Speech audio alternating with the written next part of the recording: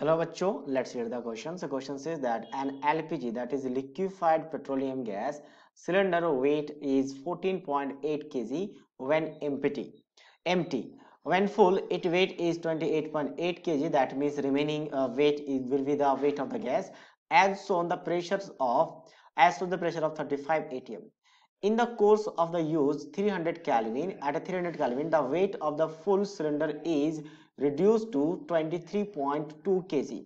Assume LPG to be normal butane and with the normal boiling point is 273 Kelvin.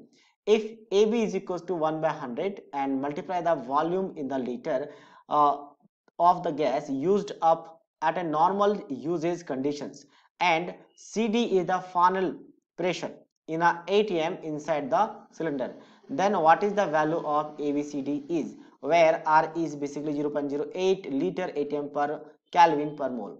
सो कहा गया आपके पास एक LPG gas है जिसका वेट गिवन है, उसके साथ उसका अगर गैस को फिलअप किया गया तो इतना वेट बन जाता फुल करने के बाद, प्रेशर गिवन है, साथ में उसका नॉर्मल बॉइलिंग पॉइंट इस टेम्परेचर में यूज होता है और उसका नॉर्मल बॉइलिंग पॉइंट गिवन आपके पास बॉइलिंग पॉइंट 273 केल्विन और इतना वेट रिड्यूस हो चुका है। तो उस कंडीशन में पूछा है कि ए बी आपका क्या है 1/10 of the volume of the gas used up, मतलब कितना वॉल्यूम यूज्ड हुआ है गैस का, उसका यूज्ड हुआ उसको 1/100 कर दो तो उसको हम ए बी मानेंगे और लीटर में होना चाहिए। और सी डी क्या है फाइनल प्रेशर, मतलब 35 इनिशियल में था तो बाद में प्रेशर क्या होगा, ये प्रेशर को हमने क्या माना है, फाइनल प्रेशर माना है। सो बेसिकली अगर मैं बात करूं यहां से कि मास ऑफ द गैस कितना यूज हुआ है, मास ऑफ गैस यूज कितना यूज हुआ है, तो यहां से हम कह सकते हैं कि 28.8 में से रिड्यूस होकर 23.2 में चला गया, मतलब 5.6 kg of the gas are used. तो यहां से हम क्या कर सकते हैं, नंबर ऑफ मोल्स निकाल सकते हैं इसका। तो नंबर ऑफ मोल्स क्या हो जाएगा, तो सबसे पहले इसको हमें कन्वर्ट करना होता है ग्राम में नंबर ऑफ मोल्स के लिए, तो 10⁻³ से मल्टीप्लाई कर लिया। और मोलर मास ब्यूटेन का कितना होगा, तो मोलर मास ब्यूटेन का एग्जैक्टली 56 ही होगा। ब्यूटेन का फॉर्मूला क्या होता है, C4H12। एक कार्बन के लिए मास होता है 12, तो 4 के लिए 48 और कार्बन हाइड्रोजन के लिए होता है 1, तो 48 में 12 ऐड होगा तो ये कितना बन जाएगा। थोड़ा यहाँ पे मिस्टेक है, मिस क्या आपके पास C4H10 होता है, यानी 4 2 8 + 2 10, तो इसका मोलर मास आपके पास 56 नहीं 58 आ जाएगा, थोड़ा सा चेंज हो जाएगा यहाँ पे। तो मोलर मास कितना जाएगा कार्बन के लिए 12, तो 4 2 12 के 12 4 जाएगा 48 + 10, तो ये कितना बन गया आपका 58। तो 58 से हम डिवाइड कर लेते हैं इसको। अब वॉल्यूम के लिए हम क्या करेंगे, पीवी कोऑर्डिनेट यूज करेंगे, तो पीवी कोऑर्डिनेट से क्या बन जाएगा आपका nRT/P। नंबर ऑफ मोल्स कितना हो चुका है 5.6 इंटू 10⁻³ आर का वैल्यू 0.0821 हो जाएगा। टेम्परेचर, अब टेम्परेचर कौन सा ले, तो जो आपका बाहर में यूज हो रहा है उस टेम्परेचर को हम यहाँ पे लेंगे। सेकेंडली प्रेशर कौन सा लेना है, प्रेशर ये इंपॉर्टेंट है। तो जो प्रेशर की अगर हम बात करेंगे तो हम कौन सा प्रेशर ले रहे हैं यहाँ पे, जो प्रेशर हम यूज कर रहे हैं गैस को जिस प्रेशर में, तो एटमोस्फेयर में यूज करेंगे तो एटमोस्फेयर प्रेशर 1 atm होगा, तो उसको लेना पड़ेगा आपको।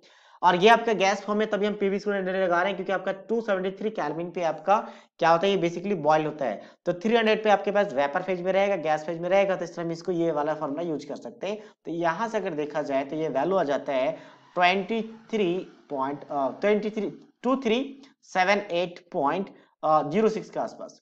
तो हमें वॉल्यूम को 100 से डिवाइड करके लिखना है, तो अगर मैं इसको 100 से डिवाइड करके लिखूंगा तो ये 23.78 आ जाएगा, जिसको अप्रोक्सीमेट मैं कितना लिख सकता हूँ 24, क्योंकि हमें इंटीजर में आंसर देना है। ठीक है, अच्छा नेक्स्ट हम बात करते हैं कि आपके पास जो इनसाइड द सिलेंडर है उस पे आपका बेसिकली प्रेशर पे क्या फर्क पड़ेगा।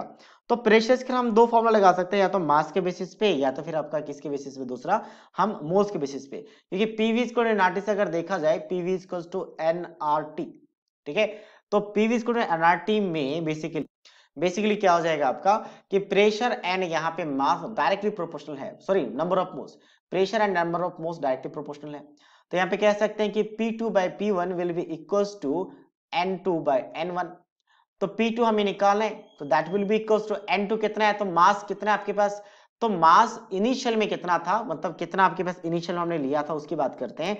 तो इनिशियल में आपके पास 28.8 में से 14.8 को सब्ट्रैक्ट कर लेंगे, ये इनिशियल मास था, तो यहां से सब्ट्रैक्ट करने के बाद कितना आ जाएगा 14।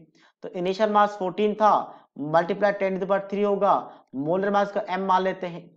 अब मास कितना बचा हुआ है, तो आपके पास मास इतना यूज्ड हो चुका है, तो इतना अगर यूज हो चुका है तो कितना बचा, या फिर डायरेक्ट हम ये कह सकते हैं कि 23.2 अगर केजी बचा हुआ है तो इसको अगर सब्ट्रैक्ट कर लेंगे तो एग्जैक्टली गैस का अमाउंट कितना बचा वो निकल जाएगा। तो इसको सब्ट्रैक्ट करेंगे तो ये वैल्यू आ जाता है 8.4 और 10⁻³ से मल्टीप्लाई करो ताकि ग्राम में कन्वर्ट हो जाए, नंबर ऑफ मोल्स का ग्राम में चाहिए और मोलर मास तो वही रहेगा, तो ये कैंसिल हो गया, ये भी कैंसिल हो गया और यहाँ पे मल्टीप्लाई हो जाएगा P1 कितना आपका 35 है। तो इसको कैलकुलेट करने के बाद ये वैल्यू आ जाता है 21 ATM, ये बन गया। तो ये बन गया आपका CD और ये आपका बन गया क्या आपका AB। तो AB 24 है, CD आपके पास कितना है 21 है, तो ABCD कितना बन जाएगा, so that will be equals to 24:1, that is the final answer of this question. So I hope you understood it well, all the best.